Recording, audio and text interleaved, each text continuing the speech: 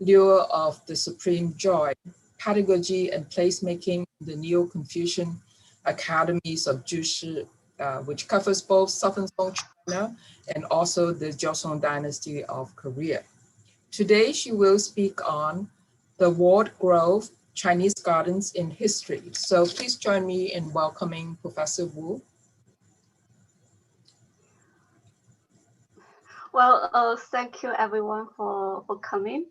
And so I think this is my first time dealing with webinar. I hope everything goes well. I'm going to share my screen. Starting.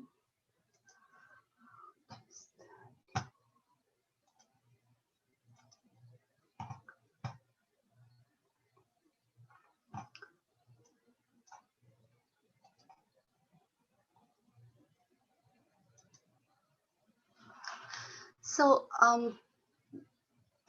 Chinese gardens have charmed the world for centuries.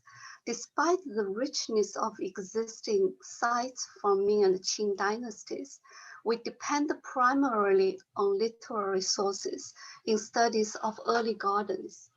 In this talk, I shall try to take material evidence discovered by archaeology as the point of departure to approach gardens in early history.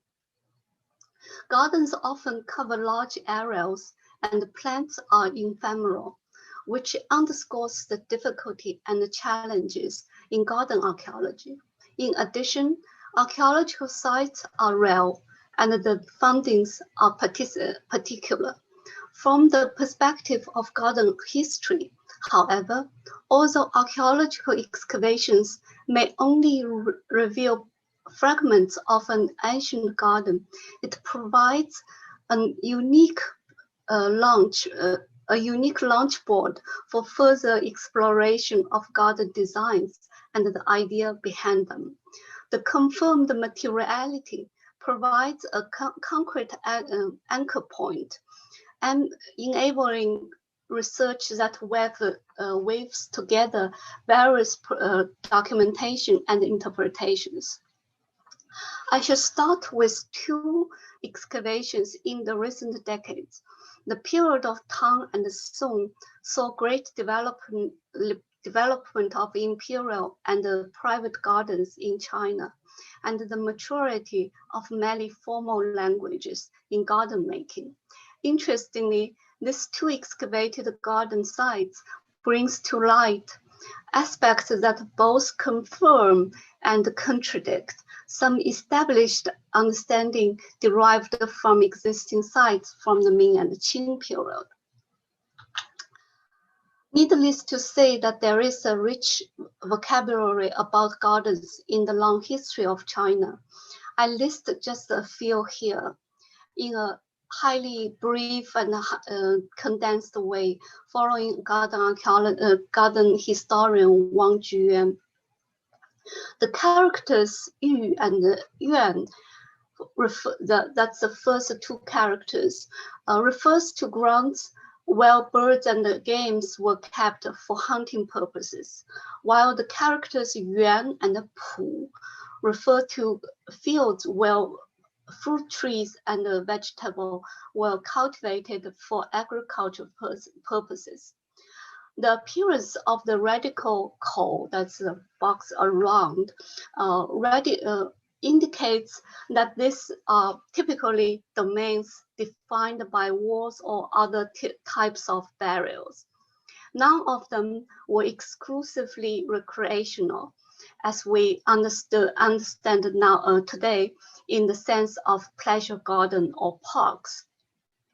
Even though the word Yuanling is a standard reference for Chinese garden today, in the period we were focusing on, both the combined word Yuanling, walled groves, and Yuanzhi, walled ponds were commonly used. They highlight the three key components of a garden: the enclosure, the plants, and the water. The only existing garden from the Sui dynasty, that's 7th century, for example, has the name Yuanci. The name is called the Juyuanci, literally the walled pond of the living court. As plants disappear out of traces, structures of the watercourses and water bodies are often well conserved on ancient sites, revealing the original layout of the gardens. Chinese archaeologists have discovered extraordinary information on the organization of water features in the early gardens. That's in Chinese we call it Li Shui. First, I start with a palace of Tang Dynasty. Shangyang Palace is in the city of Luoyang, the east capital of Tang Dynasty. It was built by Gaozong Emperor and occupied for 130 years under 10 emperors. The drama of fate of its residents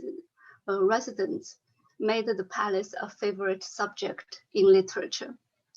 China's first and only female monarch, Wu Zetian, resigned here after abdicating the throne in the February of 705 until her death in the end of that same year. And the legendary Xuanzong Emperor parted here, and the palace was the center of court life where foreign embassies were received. After being heavily damaged during the Ansi rebellion, happened in the middle of 8th century, that efficiently ended Xuanzong's reign, the palace fell into ruins and was eventually abandoned in 805. A subsidiary palace in the southwest corner of the imperial city, Shangyang Palace held an area of about 8 square kilometers at the confluence of 2 rivers. From the plan, we can see a main watercourse that meanders through the palace complex, forming a large lake at the center. The palace garden is known for magnificent plants and a network of waters. A poem describes the garden as having blooms all year long and streams everywhere coming from the river. Based on the topography, it is more likely that the spring water flow from the northwest corner towards the southeast and then enter the River Luo. In 1989 to 1983, an area of about 1,650 square meters was excavated, unearthing a small section of the imperial garden. The findings include a pond in natural form, artificial hills, paved paths, and the foundation of covered walkways and a wooden bridge. Here what we see is the plan of the excavation. We can see in the middle is the watercourse, and that's the shoreline. Then we have, that's the edge of the pond. Then those will be the traces of the covered waterway with the wooden poles coming down, the footprints of the foundation. This aerial view gives a good sense of the relationship between the architecture, here is the walkways, and the watercourse, and the path and the lay of the ground. That's, the watercourse is in between, and those are the paths. The combination of covered walkway and water reminds us of architecture of the High Tang period, depicted in Buddhist murals in sites like Dunhuang. This illustration of the Western paradise in cave 172 in Dunhuang, for example, depicts wood frame sculpture buildings and walkways on stilts along the water body of a palatial garden. Literary texts from the time did not hesitate to praise the splendor of the palace as surpassing the land of the immortals. The famous poet Bai Juyi wrote, "Looking at the buildings of Sangyang Palace, they outshine the blissful land of the immortals." Wang Jian wrote, "I have read legends of the Queen Mother of the West. Even highest heaven would not have been eclipsed by this palace." Among the different constructions, the embankment is masoned with stone blocks, while the path is paved with colorful pebbles forming decorative patterns. A close-up of the watercourse shows a winding shoreline, and that its bottom and the gentle sloped sides are both covered with cobbles, a building technique used also in ancient Rome. This way of lining out of a garden stream was transmitted to Japan during the Nara period, together with the architecture of Tang aristocrat houses and gardens. Researchers in the Nara Institute of Archaeology have brought to light some of these gardens in Shinden-zukuri residence. A reconstruction of a winding stream in the garden of Prince Nagaya Palace complements what has been excavated in Sangyang Palace. These findings demonstrate distinctive patterns and technique in garden making, and they are spread in East Asia. Taihu Rock, the signature limestone in surviving ancient gardens of China, was already found in this site, along the stream and in the terraced ground. They form what is known as Jiasan, the artificial hills. These stones feature ponds and holes and are harvested near Lake Taihu in the south. The aforementioned poet Bai Juyi, a scholar official active in the early 9th century, was known for introducing Taihu rock in his private garden in Luoyang and initiating the fashion for collecting these unusual rocks that were ugly stones from a commoner's perspective. His petrophilia spread widely among Tang courtiers and literates. But the archaeologist Jiang Bo, who also introduced me to this excavation project, has demonstrated that since the 7th century, long before the infamous imperial cargo of stones in the 11th century, this porous rock has been shipped north to Luoyang through the Grand Canal that linked the tributary of Yangtze River and Yellow River.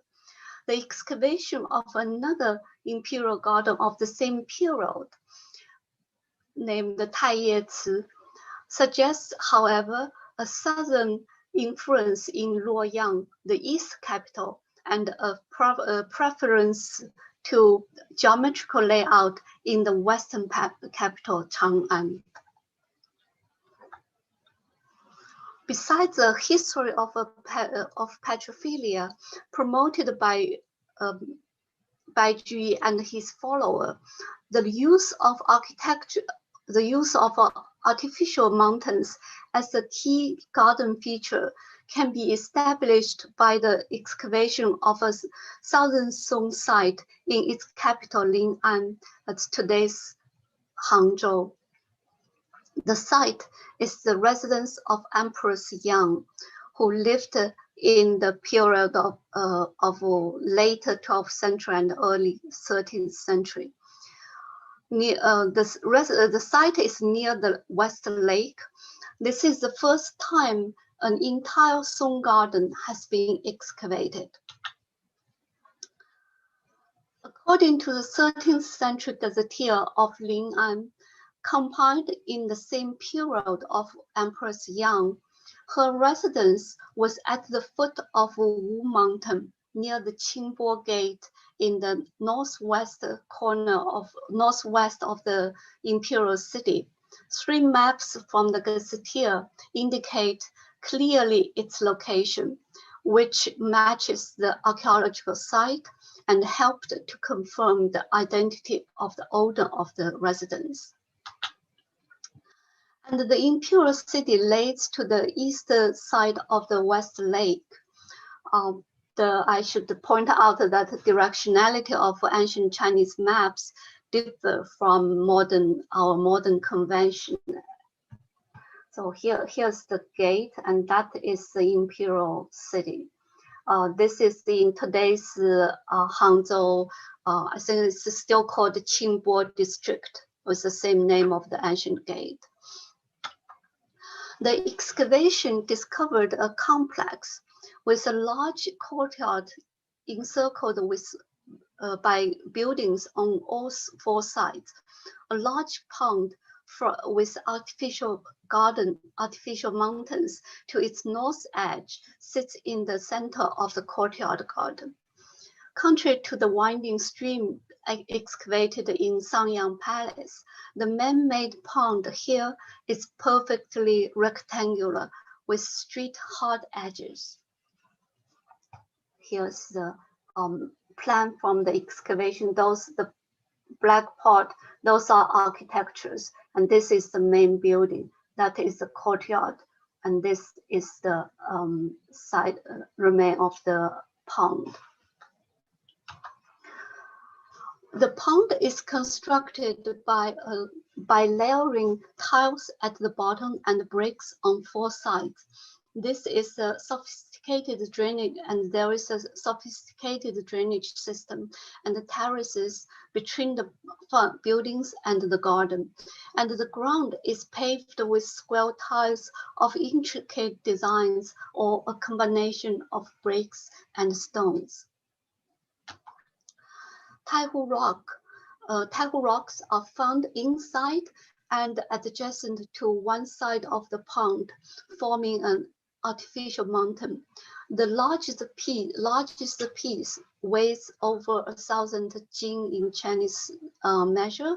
That's about 500 kilogram. The fact that there is pavement and opening in between the rockeries suggests that this artificial mountain was in a large enough scale for people to climb, explore, and wander around through passes and caves. This is a familiar view of ancient Chinese existing Chinese ancient gardens in China. That's the artificial mountains. We can see the tourist actually was able to go inside the caves and climb on top of the mountain. This view gives a good idea of the enjoyment, the sense of enjoyment afforded by the garden in the residence of Emperor Yang. An aerial view of the excavation site gives a good idea of the scale of this courtyard garden. The remaining Taihu rock are the bases of the rockery that form the artificial mountain. They occupy an area of about 100 square meters, that's about 1,000 square feet. According to the conventions and hierarchies of Song imperial architecture, garden historians Bao Qingxin points out that this residence of Emperor Yang would likely have followed the similar design pattern of the residence of Queen Mother Empress Wu. Another 13th century text, heresy from the reigns of 4 emperors, 四朝见闻录, recorded the Queen Mother's garden in detail. I quote, "The size of the yard is not huge. Wisteria and vines connect and intertwine. Flowers and bamboos echo one another. Birds sing together with the crane, tranquil as if in a mountain forest." End of quote. Since the excavated pond is not connected to any water source, it would have to be fed by water from either a well, the rain, or by hand, manually. Some researchers therefore consider this site a unique case in garden making. Yet, a cross-examination of a tomb object led to a different proposition. This Tang ceramic architecture model presents a courtyard compound. As we can see, the compound. In the second courtyard, a hectagon pavilion and an artificial mountain of Taihu rocks next to a water basin are positioned on either side of the entrance to the main building. That's here, the pavilion and the artificial mountain. And here is the main entrance to the main building. That the two structures are in the same size indicates that the combination of rock and basin represents a full-scale garden feature of rockery and pond rather than a miniature landscape in a port, pengjing. A close look at the artificial mountain shows a joyful garden scene with birds singing on top and water-like patterns cascading down the surface of the rockery. Those are the different textures. The aforementioned 13th century record detailed the installation of a waterfall on top of an artificial mountain. I quote, "Stones are added to form a southern hill. A few steps behind the artificial mountain is for mounting and fill in a jar on top. Then the water is made to flow out from a tube, sounding like jade, and eventually falls into the square pond below." End of quote. This model and the site of Empress Yang's residence complement each other. Together with the contemporary textual records, we can agree that the combination of an artificial mountain and a pond had become a main garden feature in the period. 3 Chinese garden historians have further argued that the construction of a square pond had developed into an established practice by the period of the Southern Song. Although a geometrical rectangular pond seems to opposite the iconic image of existing ancient Chinese gardens, characterized by the natural look of winding waters. A few well-known early cases will help to follow the trace of the design change. The painting of dragon boat race on Jingming Lake in an imperial garden of the northern Song capital, Kaifeng, presents a famous example. The imperial garden features a rectangular pond defined by neatly constructed stone banks. Record has it that the lake was used for imperial pleasure and naval practices and opened to the general public on the day of the Dragon Boat festival.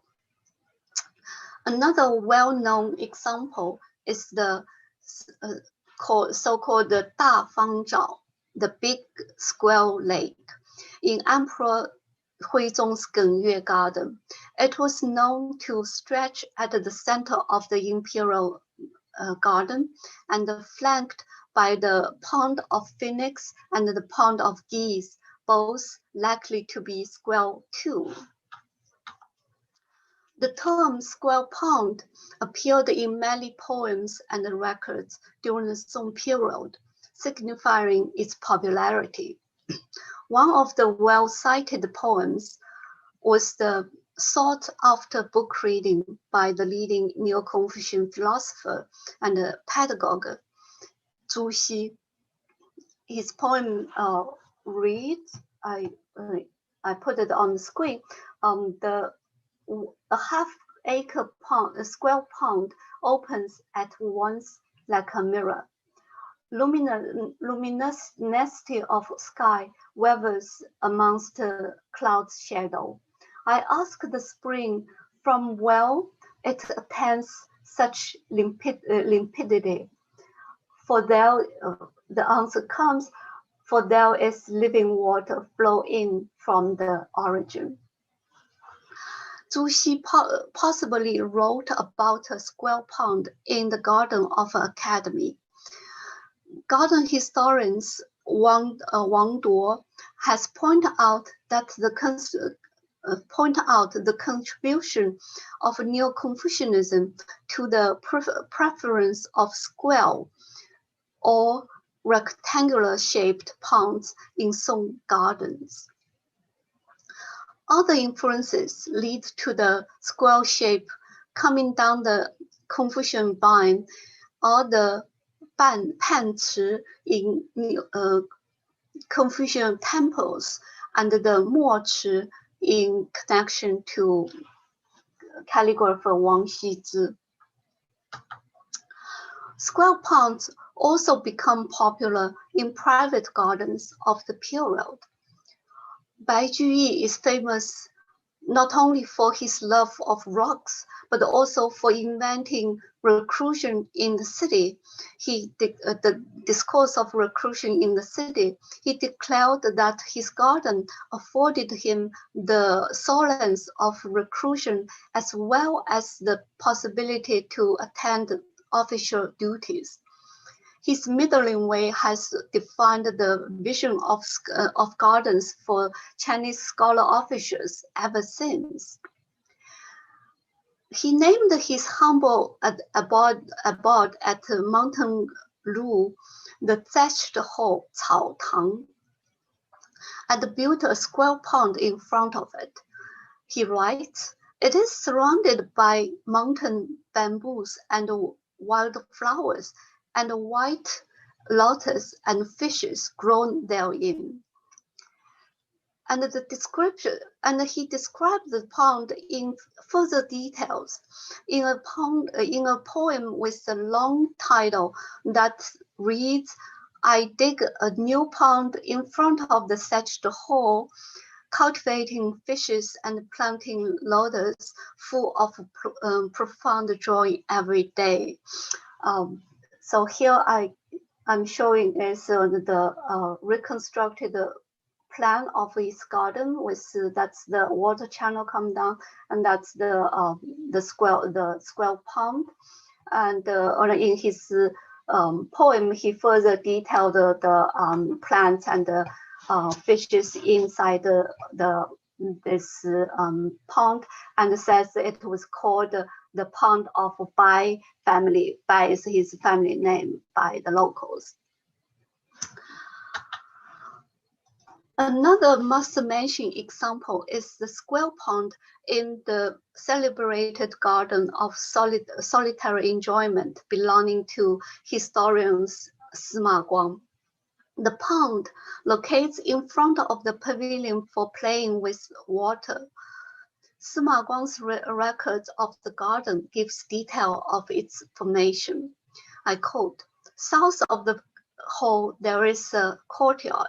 Water is let to flow northward under the eaves, forming a square pond in the center. The dimension is 3 feet in width, length, and depth. Water enters from 5 separated channels like a tiger's paw. So here we see 2 different versions of reconstruction of the plan by Chinese garden scholars. To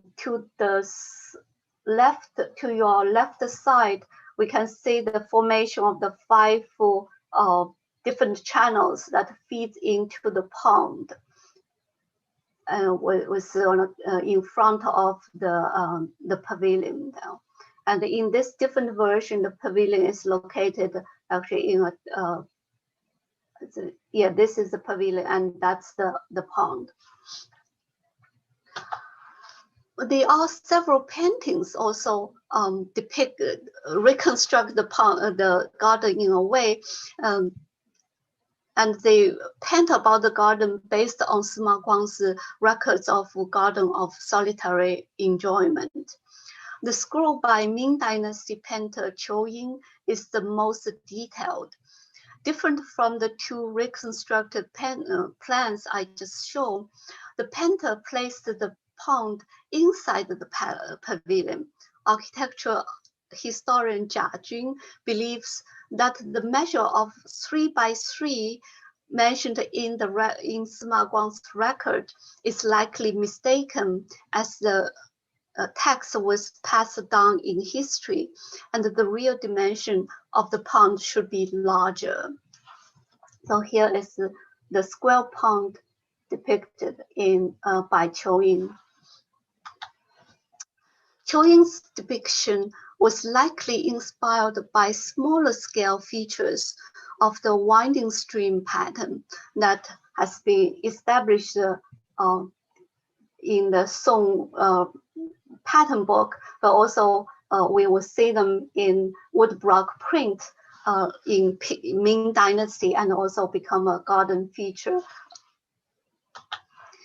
Korean historians has pointed out that the geometrical designs of Song influenced the Goryeo gardens from the 10th to the 14th century, and continued into Korean gardens in sites such as Gimbakgung and Changdagung, and still remains to this day. While interestingly, few square or rectangular ponds seem to be known from Japan.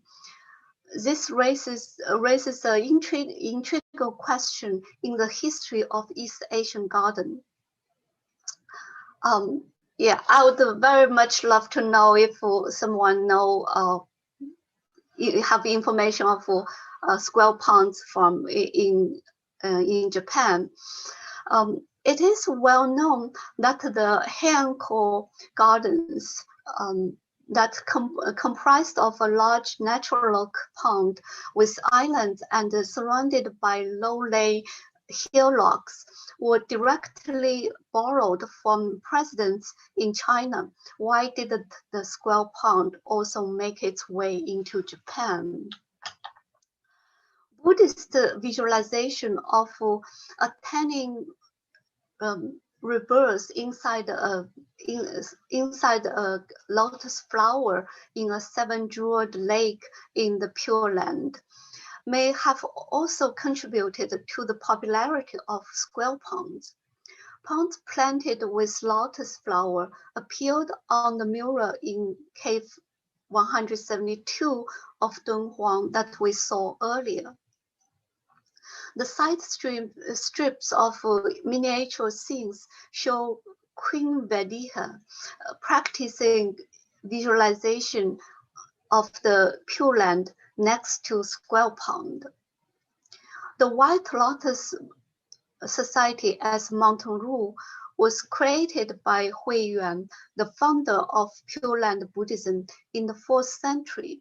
A Southern Song Pen scroll of the society, for example, presents a scene of two monks in conversation under a willow tree near a square pond full of lotus flower and connected at two corners to winding channels that brought water in and out of it.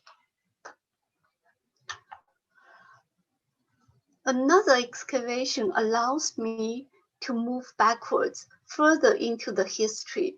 The combination of a square pond with winding watercourse can be traced back to long before the arrival of Buddhism in China. The palace of Niger Kingdom is dated back to about 200 BCE. It is the earliest known royal palace site discovered in China so far. Garden archaeology has revealed a winding stream over 150 meters long. The bed is formed by constructed borders of stones and a paved bottom of cobbles.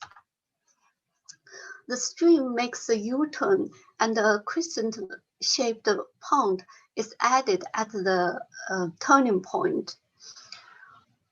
Two vertical stone slabs are placed in the pond to generate water movement. It is fascinating to find roughly half meter thick deposit of animal shells like turtles and tortoise. The largest reaches 1.4 meter wide. Just for more of the details of the construction of the water course. That's the course, and this is the side wall for the pond. Here is the the crescent-shaped pond. The measure of the size of the pond reaches 7 times 5 meters.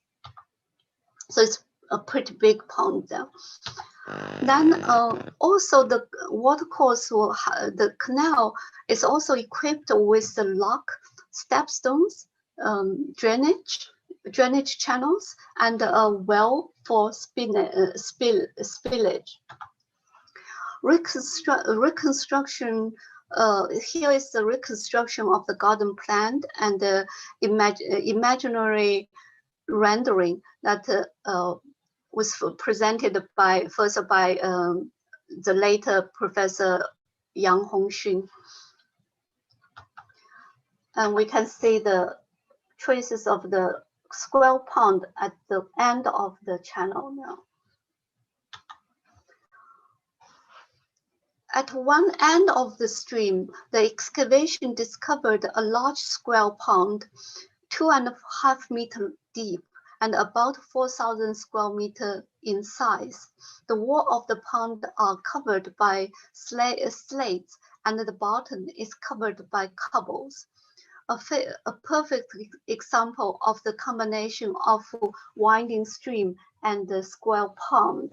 So that's the part we have just looked with the meandering creek, the channel. And this is the large square pond at the end. And that is a reconstruction model. Moving fast forward to the period after Tang and Song, at the turn of Ming and Qing dynasty in the late 16th to 17th century, many square ponds were modified or removed as the new naturalist took hold in garden making. This was evidenced by the comments of the two most famous Ming garden designers of the 17th century. Ji Cheng criticized the square ponds as old-fashioned, and Zhang Nanyuan declared that square ponds and stone channels are to be replaced by winding shorelines and meandering sandbars. The amoeba-shaped pond that had inspired the Japanese gardens since the 8th century becomes a prevailing water form in China.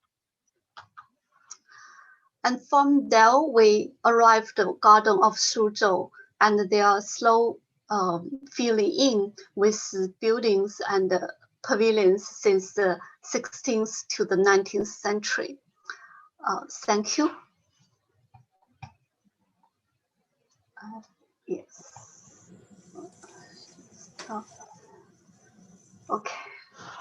Thank you, Xin. This is a lot of information, and I have to say I learned so much. Not just because I'm not an expert in this field, but I really appreciate your showing us all the archaeological materials, especially before the Ming dynasties. Of course, we are familiar with the late Ming gardens in Suzhou and in that whole area. But the long history before that is really quite fascinating. Now, we're open for questions. I would like to suggest you put your question into the chat or Q&A functions. And if you're known to the speaker, we probably can also unmute you so that you can ask your questions. We do ask that you identify yourself when you ask your questions. In the meantime, I have a lot of questions, but I want to start with one. In the examples you showed us, including the Tang examples and also the Southern Song examples, a lot of the streams and also ponds were covered with very pretty stones or bricks or sometimes slate. Was that continued in the late Ming gardens? And then covering the bottom part of the watercourse must have some reason. Could you kind of elaborate on that for us?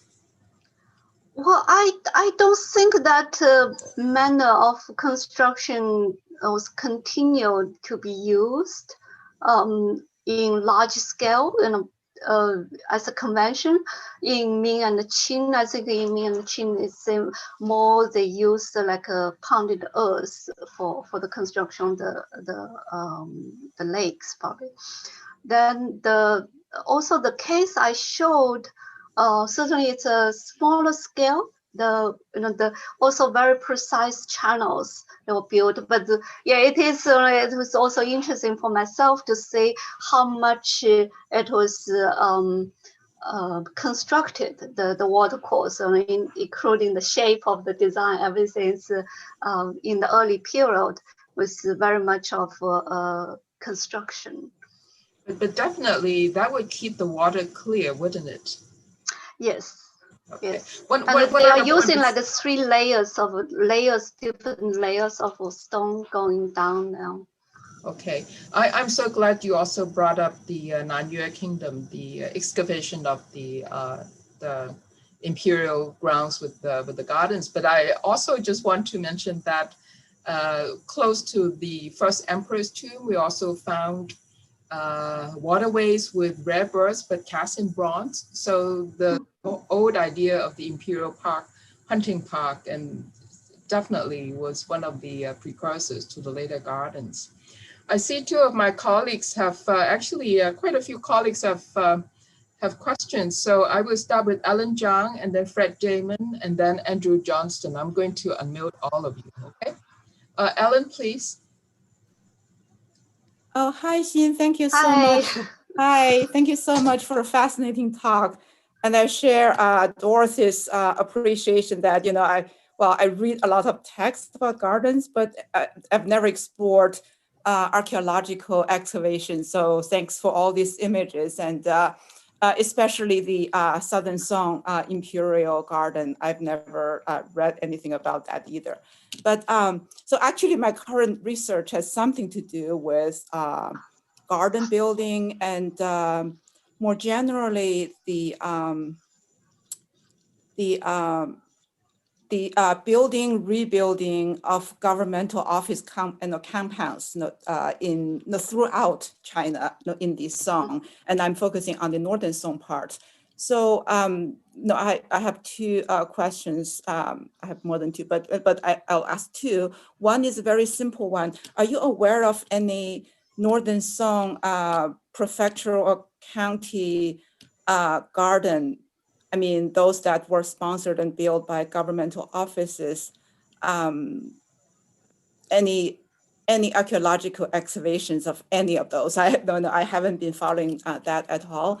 And second, most of your images were about imperial gardens, and then of course we all know your current research is on the gardens at the academies. I was just wondering if you could offer some insight. So on the differences between, for example, imperial gardens, gardens at the academies, and then say gardens at government office complexes. There were thousands of them. There were thousands of G accounts about those gardens. So thank you. Also, sorry, I can't see you, but thank you very much. Oh, I'm sorry. I just realized I turned off the video. Sorry. Oh, it's yeah, but thank you very much for the question, and I enjoyed your research very much, and I think I don't the gardens of the prefectural gardens. It's an interesting topic. Myself, kind of because of this talk, actually, it forced me to look into many things. I don't know a particular archaeological site for the Northern Song period, but definitely there are records about it. I suppose you probably already know. But I did mention one site, which is the Sui Dynasty. That is one garden actually still existing in Shanxi. It's called the Jiangshou Juyuanci. Okay. Yeah. And then I think that there are a couple of gardens in Suzhou previously was associated with the government court. But I don't have it off my mind. I will check that for you. I can, yeah. Then for the academy, I think it's in fact it keeps me to think how there is this line of respect to a geometrical form as referred to a more kind of regulated view, which is fitting places such as government sites and the Confucius Temple. I mentioned that one of the reference of Square Pond actually is found in Confucius temples. The pants nowadays, like after Ming period, many of them become semicircle, but in the early period, many of them were constructed in square form. And then the reference to Mochi, which is on the kind of refer to the ink wash or wash the pen while Wang Xizi washes pen, but also Mozi is very often shaped in a square form. So if you check into literature sources, that may give you some tips. Okay, thank you. I've read many G accounts, but I must confess I never paid attention to the shapes of the ponds. And starting from now, I'm going to do that. Thank you so much. Okay, next, my colleague Fred Damon in anthropology, he has a question. Yes, can you hear me? Yes, I do. Hi, Fred. Hi, I really enjoyed that talk. Thank you very much. I wrote out one question, but have another. So I'll start with the first, and if there's time, I'll go to the second. In your first picture of one of the ponds, the lakes, what have you, the water was entering from the northeast and flowing out to the, northwest and flowing to the into the southeast. river, yeah. Yeah, that's a kind of a classic direction. And I was wondering, was that replicating the flow of the Milky Way or inverting the flow of the Milky Way? And do you know anything about the relationship between the sky and the land in those configurations? I don't, but I think that that could be a very good point. I don't have more information about the exactly topography in there. So I read it seems, well, naturally the land will go towards the river instead of the other way around. But I see your point whether they intentionally chose to start from the northwest corner and to enter the southeast. Yeah. Yes, but I don't have information on that precisely, but I think it's could be something potentially interesting because the constellation definitely played an important role in the Chinese way of site planning. Oh, interesting. Let me go to the second one, which is quick. Because while I was thinking of that, the first one, what popped into my head was the image of the interesting figures inside the stone channels. And I was wondering, are those constellations? You remember the image you showed? Which one? It was early on in your talk. You were the first time I think you showed how stones were laid in what was to be the channel of the stream flowing through a garden. And there was some circles and clear-cut designs inside there. No, those are not constellations. They are just decorative pattern. Actually, they are likely to be a lotus pattern. The round shape, right? That's what you pointed to. Yeah. Thank you very much. Okay, we have another question from Andy Johnston, who is in our School of Architecture. Hi, Andy. Hello. So thank you very much for your talk today. I once worked a few years ago with a UNESCO team on the restoration of a garden in Suzhou. Which one? The English translation we were using was called Cocoon Garden. It used to be a school for deaf and blind children.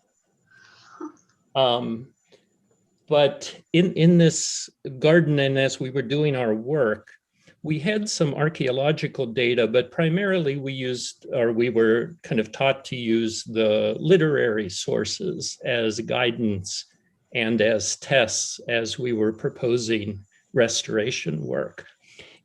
So I was interested in this archaeological data you were presenting today. Would that be used in a contemporary sense in hypothetical restorations, or would primarily literary sources be used? Oh, those are definitely used in the restoration and the reconstruction, I would say. For example, the last garden, the oldest garden that I showed it last, the Niger Kingdom.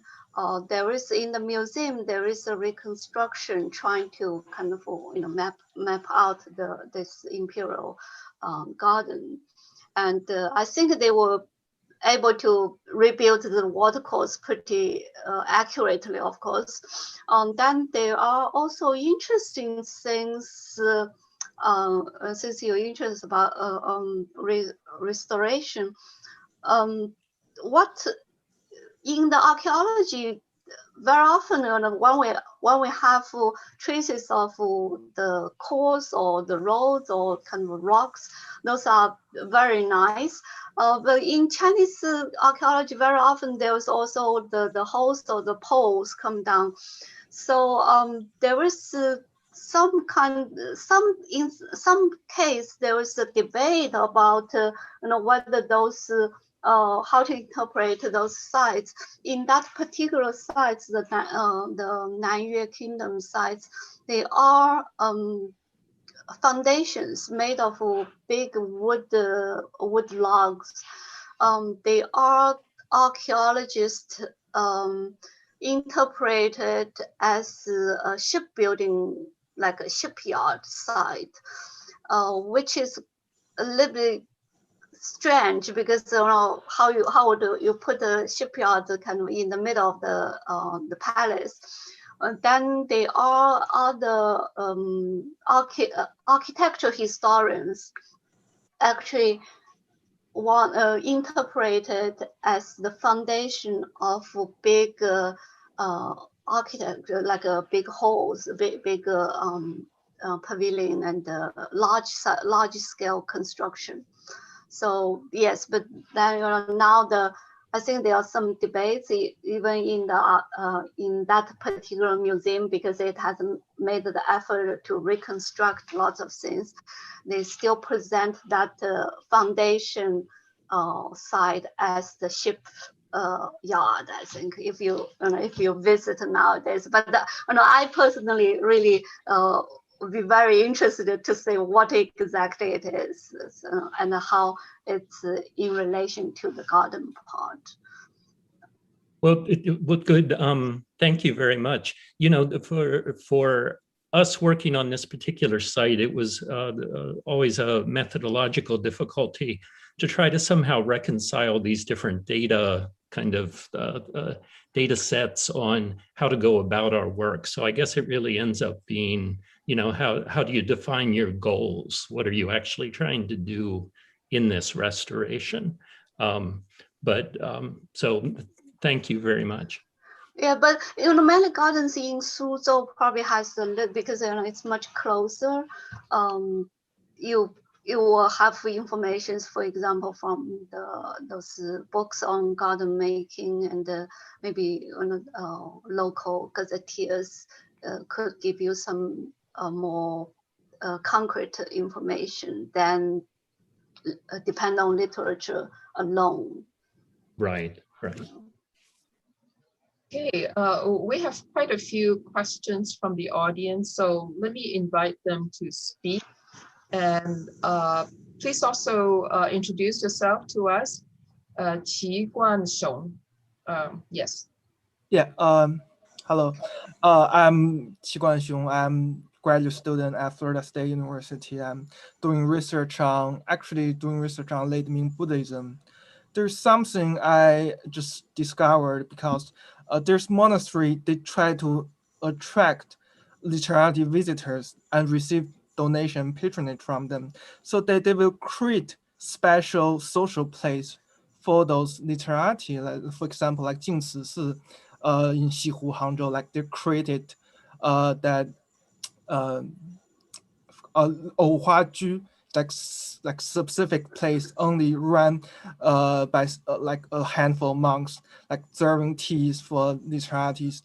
And then I just feel like there's some connection between garden building and the construction of monastery space. As you talked in first, thank you so much for your fascinating talk.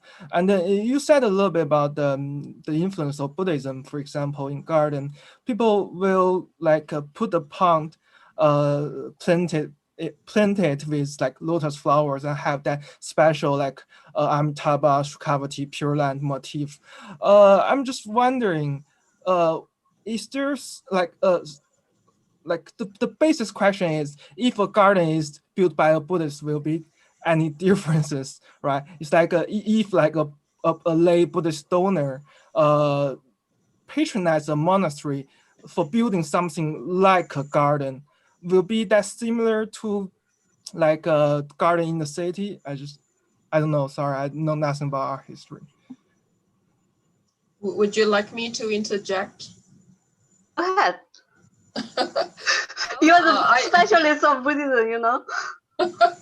Well, I'm no expert, but from as far as I know, in the Tang dynasties and also introduced to Japan, for great monasteries, they would have areas set aside for vegetable gardens. Monks would grow vegetables for their own consumption.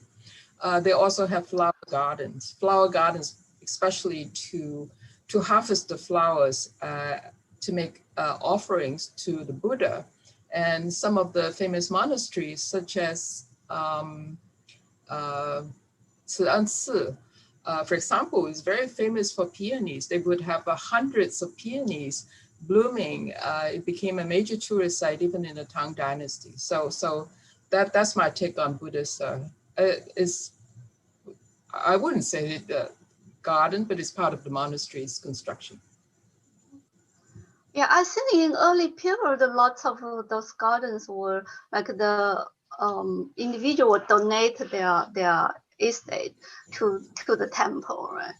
And I always found it interesting in the Chinese case, since the construction of the temples so much have been communicating with traditional Chinese architecture and also the other developments in terms of for example, garden design. For example,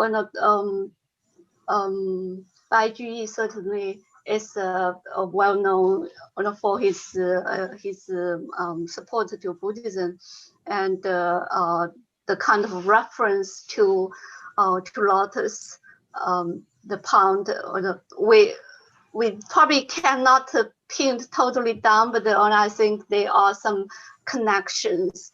I think what we are trying to explore, I wouldn't say I have an answer totally, is how in terms of the formal language and the tradition, the cultural tradition, the aspects of culture, how is that how to say, they communicate, but there are moments the materiality of the architecture and the garden actually takes its own life in a way that we can provide us some information about the culture, like the interpretation that we derived the other way otherwise. But also in some other case, for example, I'm showing two cases which is very different. They could contradict what we derive from textual sources or what we wish it to be. Yeah. So I think that's one of the fascinating aspects of archaeology. Can add to art history and architecture history and garden history. Yeah, sure. Right. Thank you. Yeah, I guess there will be like a disjuncture between like landscape painting with a garden, like with like Buddhist motif, than the actual garden. Right. Thank you. Okay. Our next question comes from Wang Qiuping. Could you identify yourself, please?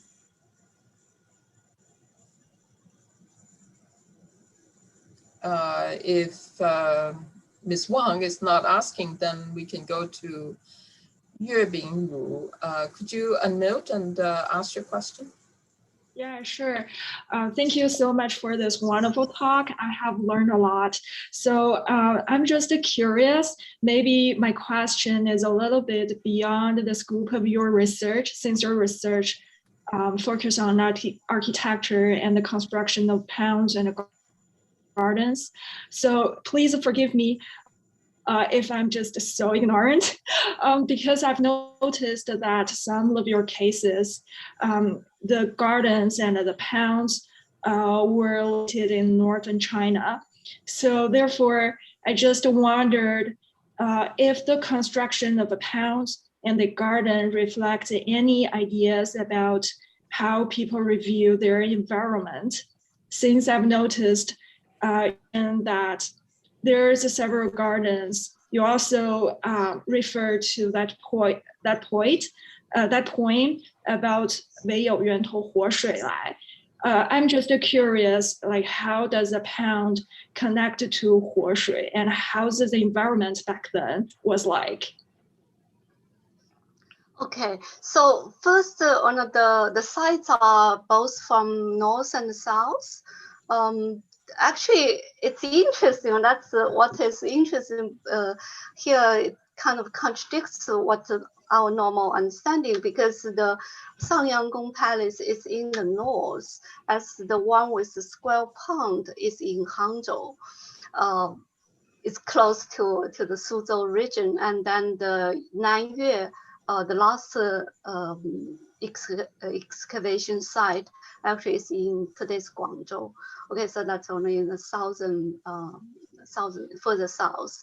So I think that's it's always an interesting question to say how human beings responded to their environment. But I would have difficulties to draw a direct connection to say that the kind of environment would determine a certain design pattern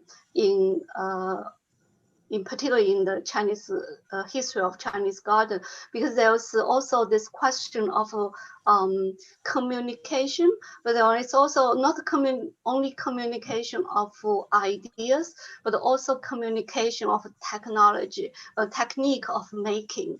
I think that's an aspect we often ignored, because sometimes those way of making gardens will be passed along because of the movement of the craftsmen. So I think that it's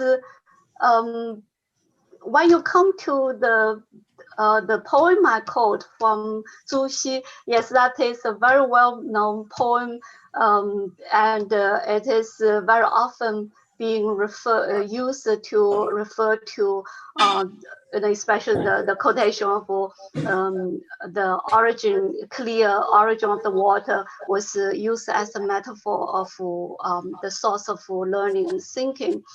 I think that is a cultural interpretation of the poem. So that's in literature, as you cannot use the poem as a documentation of the material form of the garden itself directly. So I'm picking out the reference of the square pond. That is a concrete reference of an object. But for the whole poem, I would more open to the layers of cultural reference. Since I have been studying a lot in Neo-Confucianism, I'll be very careful to say that it is a one-to-one connection now. Okay, we have two more questions, so let's make these the last two questions. We have a question from Q John. Could you unmute yourself and ask the question?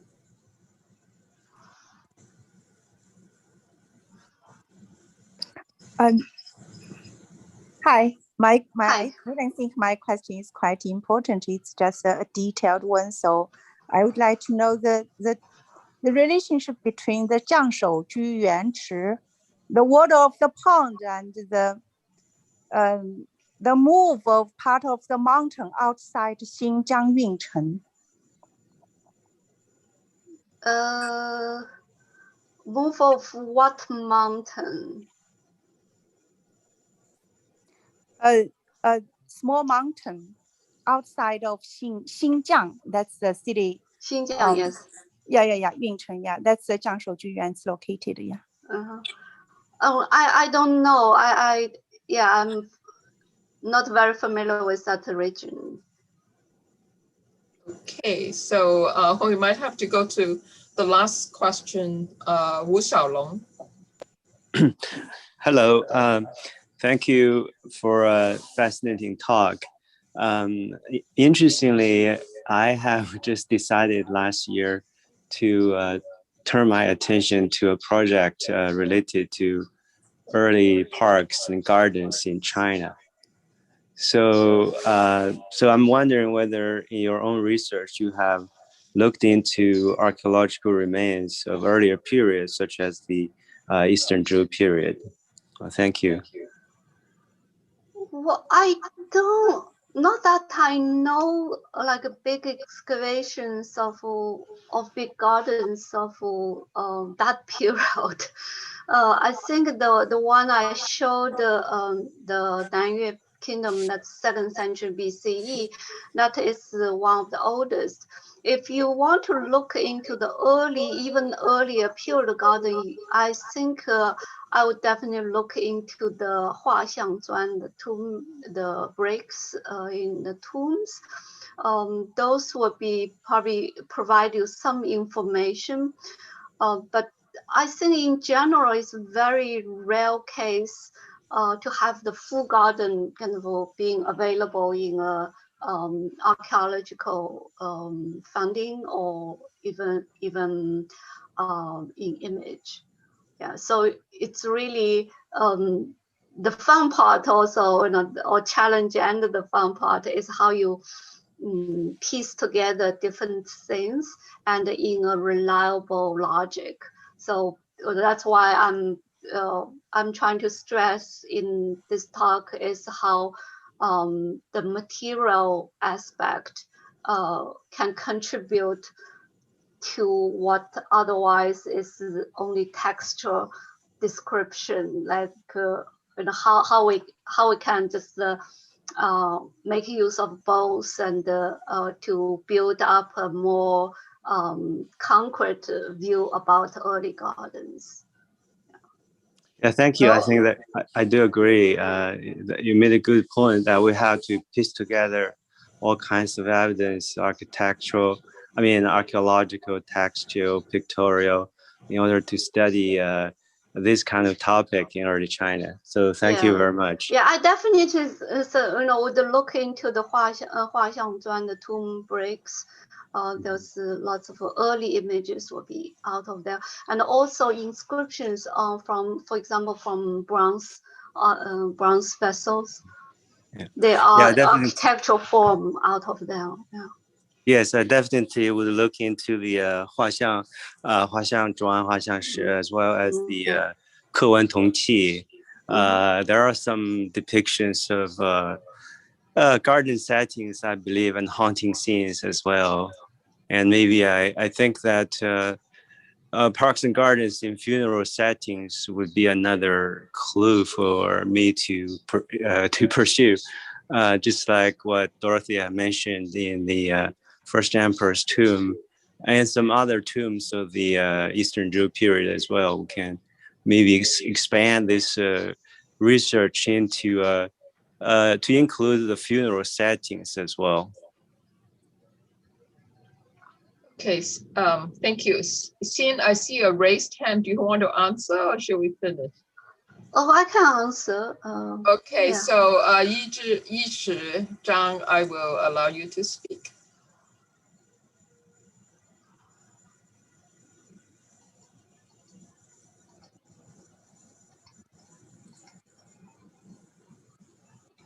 Oh, Yishi Zhang, you raised your hand. Would you like to unmute and ask your question? We don't know what your question is. Or maybe it's a mistake, but well, thank you, Xin, for such an informative and wonderful afternoon. And our event ends here, and I would like to thank everyone for joining us. Please come back to another edition of the East Asia Center lecture. If you're not on our email list, send us a message. Okay, thank you very much. Goodbye. Have a good weekend. Okay, thank you, everyone. So, well, Alan, because she got away. Alan, well, I don't know. I'm still here. Hey, Hey. ，OK， that's from Colin。 不好意思，我以为我已经注册了，结果我今天才发现我还没有注册，所以我